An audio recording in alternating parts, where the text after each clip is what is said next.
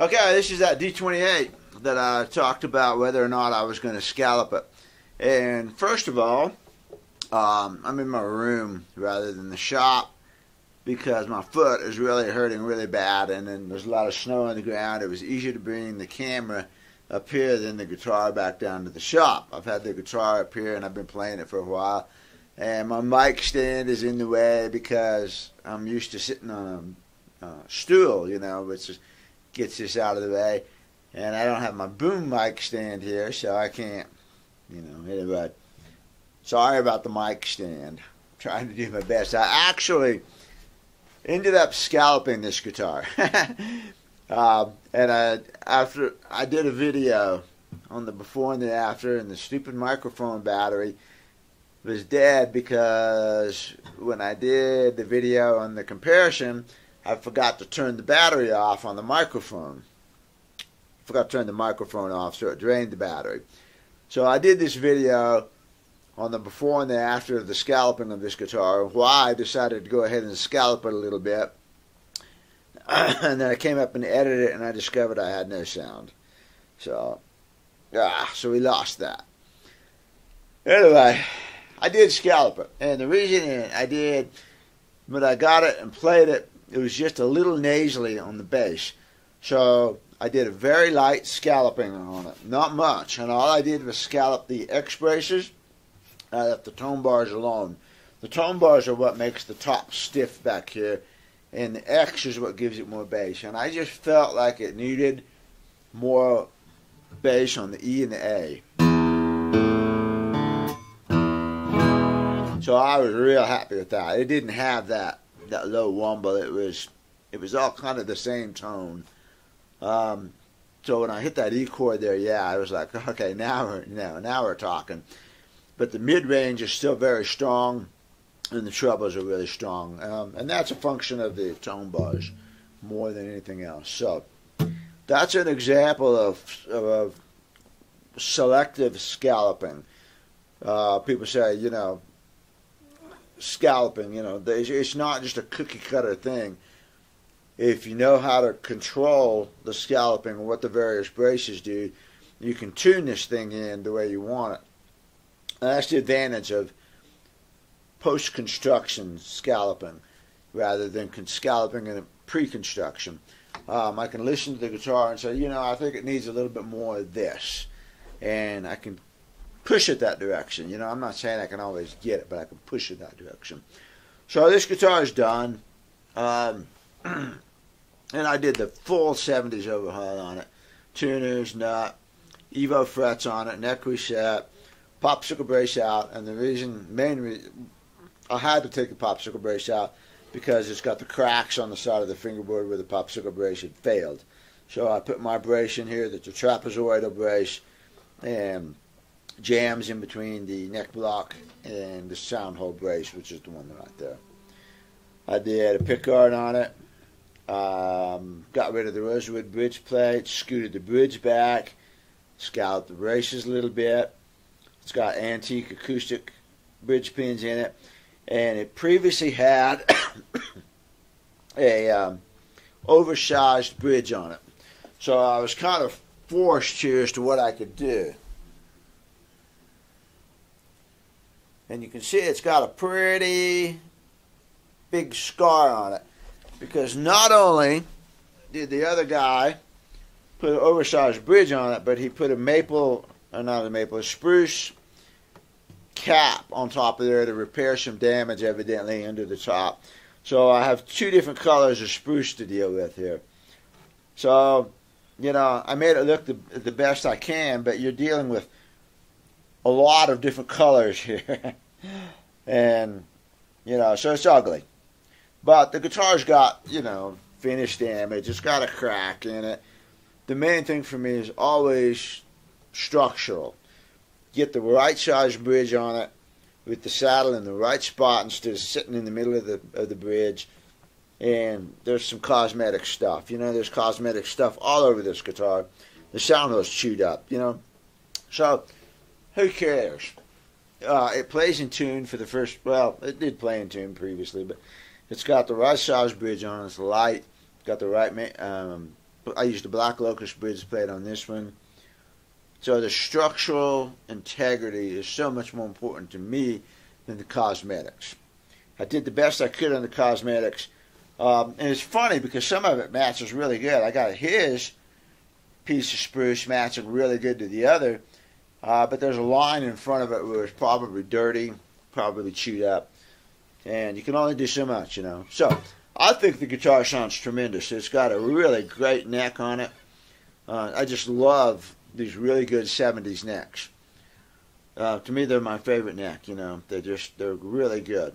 So I've got medium gauge strings on it, Martin phosphor bronze bulk. It's no big deal. You can change all the strings you want. So I think it sounds good. When I hit that chord, it's like, yeah, you know, that's good, you know. And before I scalloped the X braces, I'd hit that, and it was just a little too tight, and nasal, kind of like a bad 50s. You know, some 50s are really good, but a bad 50s is just too tight and nasally, and I don't feel that now. Now I feel like it sounds really good.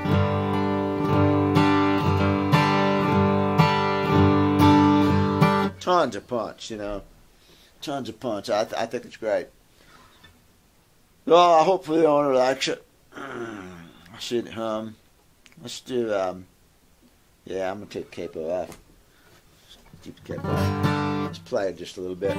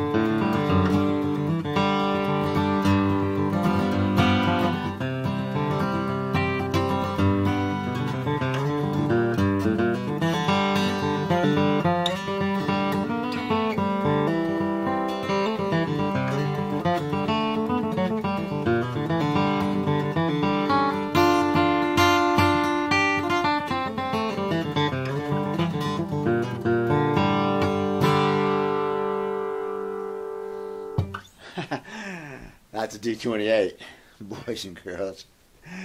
That's what a D-28 should sound like. At least a 70s, good 70s D-28. Man, it's punchy, crisp, a lot of bass, good response. I'm not playing it hard, and it's ringing.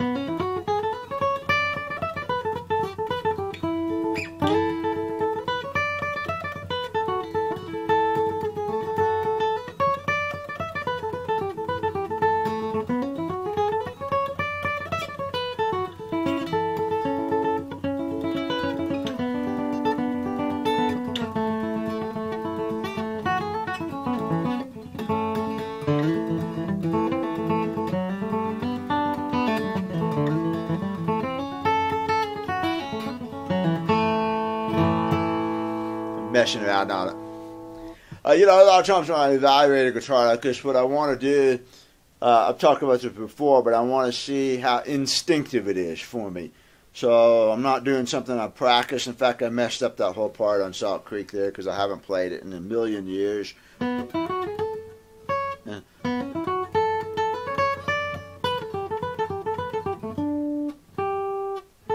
Yeah, it's there. Anyway, I had to take something I haven't practiced and start playing the guitar, and I'm going to see how instinctive it is, and do the notes just come to me? Do I have to work for them? Do I make a lot of mistakes? Do I, on something that I'm maybe hesitant on? Is it a forgiving guitar? That's the word I want. Is it forgiving? Is it instinctive? And so I take a tune that I haven't played for a while and start playing it and see if it comes back to me. And, this is good. I mean, it feels very forgiving to me. Gosh, it sounds good, yeah.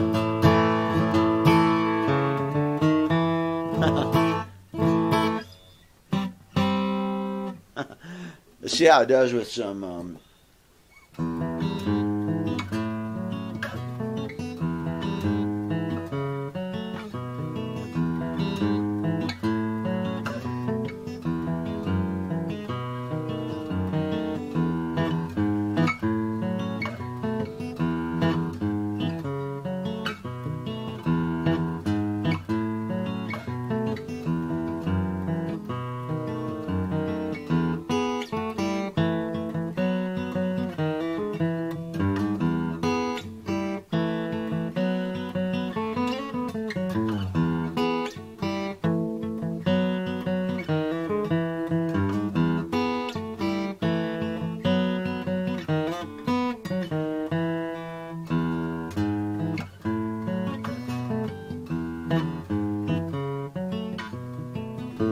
yeah, all right.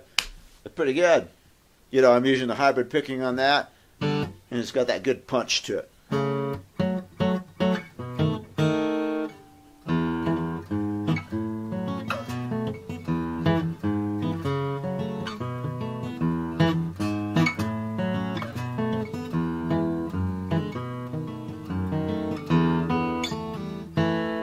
I'm able to hit the bass and get the treble out.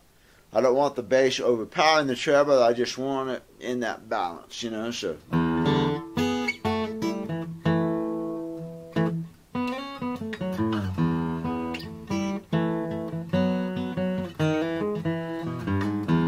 Sounds good.